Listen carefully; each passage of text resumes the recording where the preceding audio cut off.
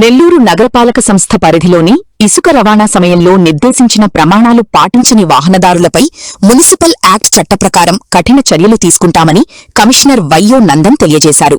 స్థానిక children's park ప్రాంతంలో పట్టా కప్పకుండా ఇసుకను తరలిస్తున్న ట్రాక్టర్ను కమిషనర్ సోమవారం గుర్తించి వాహనాన్ని నిలిపివేశారు. రవాణా సమయంలో తీసుకోవాల్సిన జాగ్రత్తలు తప్పనిసరిగా పాటించాలని కమిషనర్ డ్రైవర్ను హెచ్చరించి పూర్తిస్థాయిలో ఇసుకపై పట్టాను కట్టిన అనంతరం వాహనాన్ని వదిలేశారు.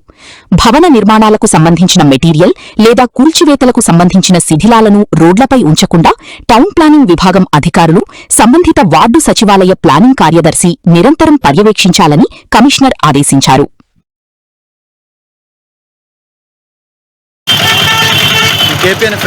రోడ్డు మీద